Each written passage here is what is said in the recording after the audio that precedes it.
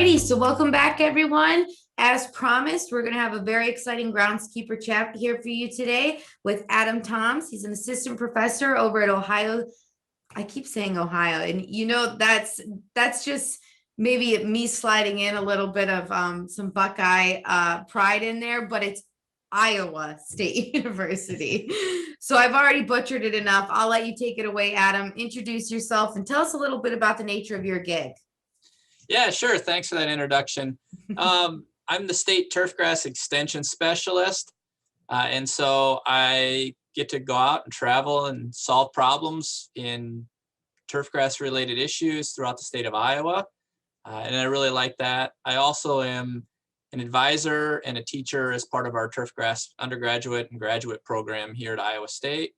And then I conduct research as well. So I get to wear many hats. I like it because I get to deal with all the different people that are involved in the turfgrass industry in Iowa. So it's a lot of fun. And that's a great place for me to take it at the start. You said you advise a lot of these students.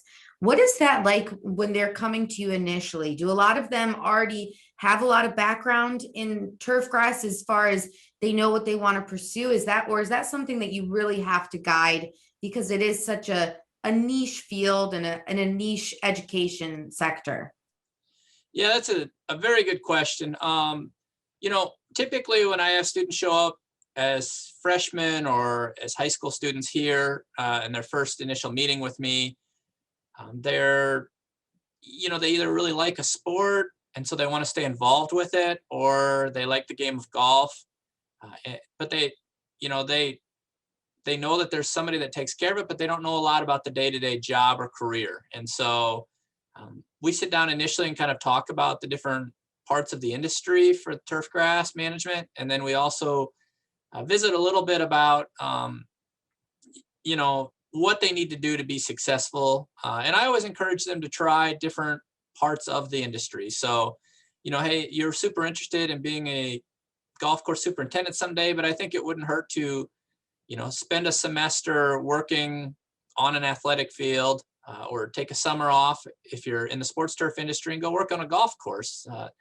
Because I think that at least opens the door for them to say, hey, you know what, I really like this better or something else. The other thing that we really like to do is work with them and encourage them to go try out a different part of the country. A lot of our students, they're from Iowa or from someplace surrounding Iowa, and they've never really left the Midwest. And so we're like, take the chance to go live in the Southwest.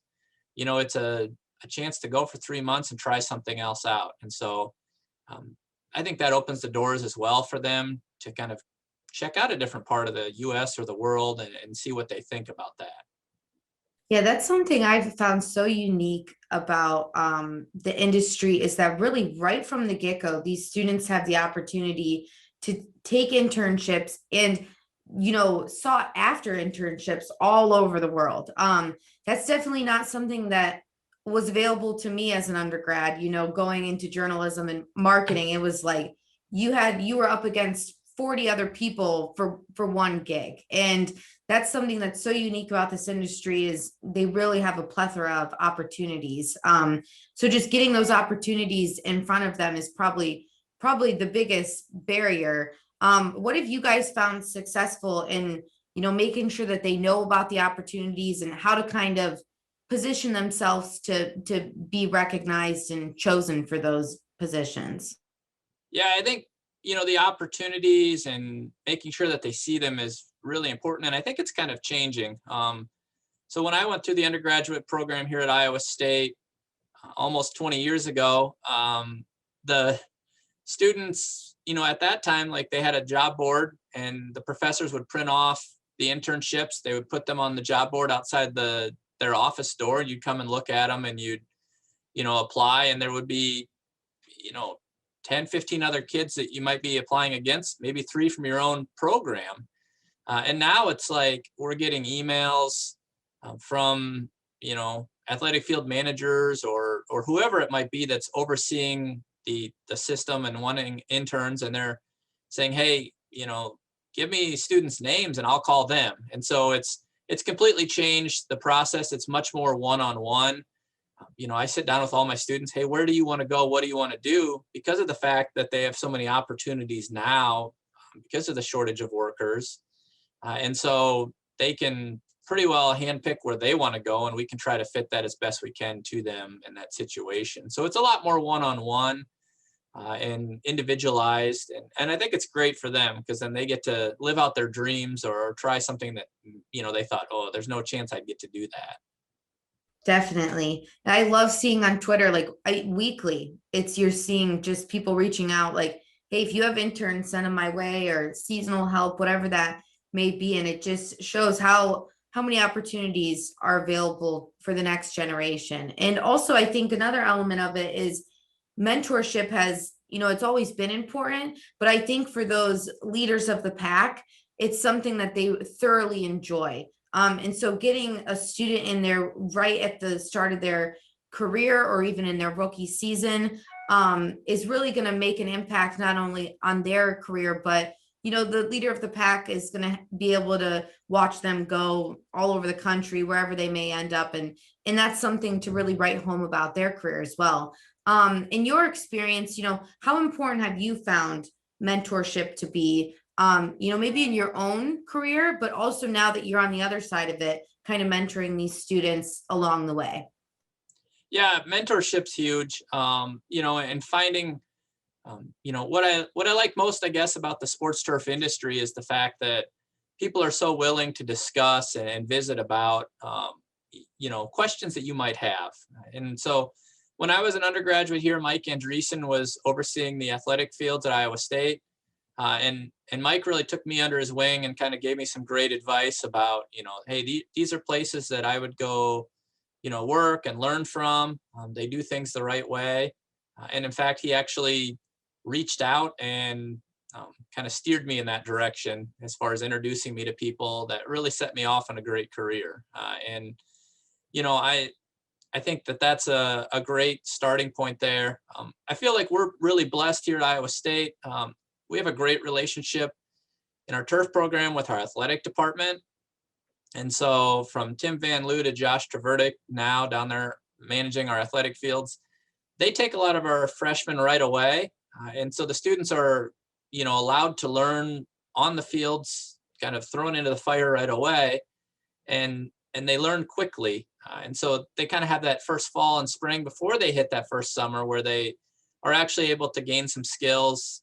And then they can come back after their internships and work during the school year there and continue to build their resume and build their skill set. And so we're really lucky with that. And then, we use our contacts throughout the country with, hey, we know that these individuals are great mentors. And so they're going to provide great advice throughout, and the students can call on them throughout their career. So we really want to make sure that we always try to pair those up together. Definitely. And I think that Iowa State is definitely known for their turf grass program, but definitely like known for what you mentioned, that right off the bat, students get their boots on the ground and they're able to get those experiences so that they can really be, some of the top candidates to go and get those early internships. And definitely not something, again, in my experience as like a journalism student, my whole first year was just like general classes. And it's like, coming out of that first year, I was just as naive about the job than I was entering it. So I think that's a really unique position that students should definitely know about. So you work with them in the classroom, in mentoring them and advising them. What do you think is one of the bigger misconceptions that people may have about this generation that you have found to not be true? Yeah, I think, one of the biggest misconceptions maybe is that this generation's lazy. And I don't think that they're lazy by any means. It's just that they have different interests maybe than previous generations. So they definitely like to work hard, especially if it's something that, they feel motivated to work hard toward. And so like I see our students doing different jobs, or I see them out on their summer internships, and they're working just as hard as other generations have, I think. It's just that, I think you have to figure out a way to motivate them and get them excited about the task that they need to do that day. And so that's kind of what I think is the biggest misconception there. Um, the other thing is the fact that sometimes I hear different employers say, well, this generation is kind of lazy because of the fact that they're not out actively seeking employment. They kind of use you to help find them an employment. But I think part of that's just the fact that they have so many opportunities now that they can kind of pick and choose what they want and kind of wait for it to come to them. And so it's a misconception there. I think they're motivated, they're interested in what they want. It's just that they're able to be more selective than previous generations. Yeah, and that's definitely not something to be upset about. I love that they can really, cater their opportunities to the kind of career and lifestyle that they want, for sure.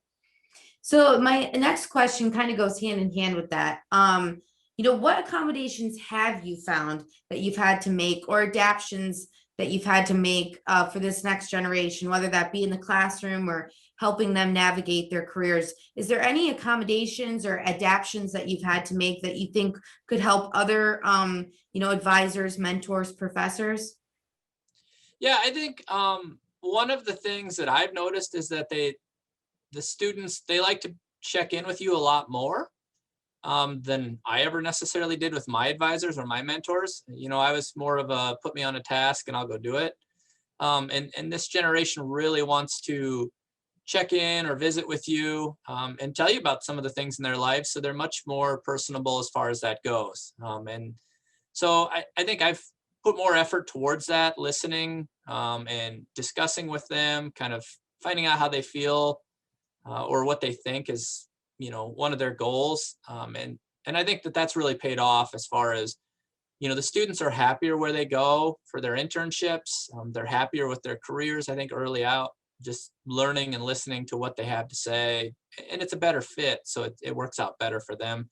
And honestly, I get to learn a lot more about them, and that's been rewarding as well. Of course, and then you can really empower them because you know exactly what motivates them and what interests them, and it's just a win-win situation, it sounds like. And I've definitely found in my experience, I graduated from college like 6 years ago. And it was so bizarre. I feel like maybe I was on the cusp of kind of what you're talking about. I wanted to take advantage of those office hours or the time where I felt like I could get in front of my professor. And you would find some professors were like surprised that, oh, people are coming to office hours? Like, what is this? Or, I would ask them for that extra help in navigating maybe my next step, and they would be like, oh my gosh, nobody's like utilized me this way. And so I think it's also an opportunity for professors or mentors or advisors to kind of, take the next step with their career as well. And really, it's not just about being in front of them for that hour in the classroom, but really you can become a vital part in their trajectory in their career and everything like that. Have you found that in your experience that when you really, take your job further, it's definitely rewarding? Oh yeah, definitely. You learn so much more about the students. You learn some of their interests, and some of the students have actually learned that we have quite a bit in common as far as that goes. And so that's been kind of fun to talk to them about different things besides just professional or related. And so that's been really rewarding. The other thing that's been fun is to catch up with them. I've been in this role 5 years now, and catch up with them after they've gone out their career and they want to run up and tell me about, hey, I bought my first house, or hey, I switched jobs and now I can hunt or fish more. And so that's fun to hear. It's you feel like, hey, it's more than you're more than just a number to me, and that's what I want to have as part of that. And I've seen that time and time again with students, and I really enjoy hearing that from them. And just it's fun in the fall actually to be here when students come back and they want to check in and they want to tell you about what they did this summer. And if they were at a different part of the US, they might tell me about, hey, I was down in Arizona, holy cow, is that hot, I had no idea. But then I got to go see here's some pictures of me in the desert. And so that's kind of fun to see and hear. And that's really rewarding to me because it's like you're gaining more and you know that you have their trust as far as that goes because they're willing to tell you about, their personal life as well. And so that's been really rewarding and fun to see them grow and go forth. Definitely. So, when you have a student, whether it's, doing orientations or within their first semester, their freshman year, or even if you have the opportunity to get in front of a high school student, what's kind of your elevator pitch or your true advocacy for the turf grass industry and why you think it's, something worth seeking for these students that, may have an interest? Yeah, so we do a lot here. Obviously, Iowa's a big ag state, and so we do a ton of stuff with FFA and 4-H as far as getting in front of those groups. And so we always describe what we do as urban farming because that's in a roundabout way what it is. We're managing a crop, and so we explain it as, hey, look, you might want to stick around growing something, and you might not have the money and the land to do that. And so this is a great way to do that and be a part of urban farming. And I think that really hits home with a lot of the students that do the tour. The other thing that we always try to say is like, hey, a lot of you are involved in sports and you're not, a good enough athlete to hit the next level. And so this is a way to be a part of that as well. And so they seem to, respond to that as well. And that's kind of our advocacy there, that, hey, you can still grow something and be a part of it and get paid to do it. Well, you don't have to have the millions of dollars to become a modern farmer here in Iowa. So. And just to see such an intimate side of the sports world, that's something that I think is such a unique perspective. Before the crowds show up and before the players are there, you really are the ones that are having that relationship with the stadium or the field or whatever it may be. It's just, I think it's such a unique perspective and such a unique field to really consider for those students that love sports. But even like you said, I love that you guys dip into those pools of the 4-H and the FFA. I think that's just utilizing your unique position of where you are in the country for sure. Yeah, we try to, do activities when they come down for a tour or whatever. We'll make sure to tour the athletic facilities. And so we pair up with the field managers and we try to do something fun. So we might let them paint a logo on one of the practice fields or paint a line on the field. And typically, the students say, wow, this is a lot harder than what I thought it was when I sit up in the stands. And we've had several students that have come out of those and said, that have joined our program because of the fact that they were like, I had a lot of fun that day, or, I didn't realize how hard this was, but I think it's something I really want to challenge myself with for the future. And so I think, again, it's meeting your strengths. I know when I was at Tennessee, they were working with a lot of the, area high schools with part of their STEM programs because it was a little bit more of an urban population right around there. And so I think they had great success with that. We've used our agricultural background here to try to help grow the program. And I think that's helped as well here. Yeah, I hadn't heard that yet. Really linking up with STEM, that's a great resource to kind of utilize. Especially, yeah, in the more urban areas. I think that's a really unique way to get in front of students. I think that's really cool. Well, I really appreciate all your perspective. Is there anything else that I didn't touch on that you would want to make sure was expressed? I think the last thing, for the employers, I guess, that I'd like to say that might listen in is make sure that you're providing a fun environment. The students always, they talk to each other. It has to be more than just work. And so make sure that you're showing that you're enjoying what you do as well, because no one wants to go someplace where the boss dreads work or complains about it all the time. And so, I think that's a big part of it. I always hear the students say, oh, this boss is really fun, and so I think that definitely pays off because they talk to each other. And so you're going to have an easier time finding interns if you have some fun with it.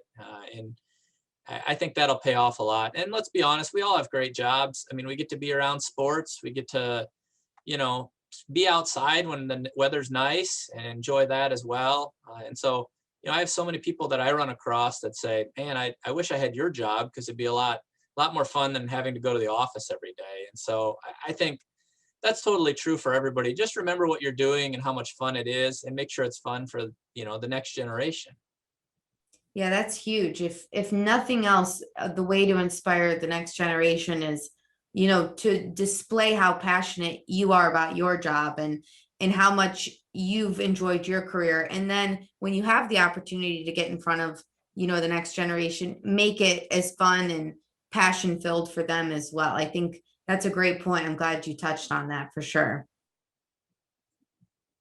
Well, again, like I said, thank you so much for joining us. I really appreciate your insight. And I think this will definitely help us, create more advocacy for the turfgrass world, which is ultimately always the goal. Yeah, thanks. I enjoy it. I do think we need to try to figure out how to get more people involved. And so I hope that, we can figure out ways to continue to get people interested in this great career. Definitely. And I think, your template that you mentioned, dipping into those pools of students that may already be interested in one way or the other, and kind of just getting in front of them and letting them know it's an opportunity, it's definitely a great place to start.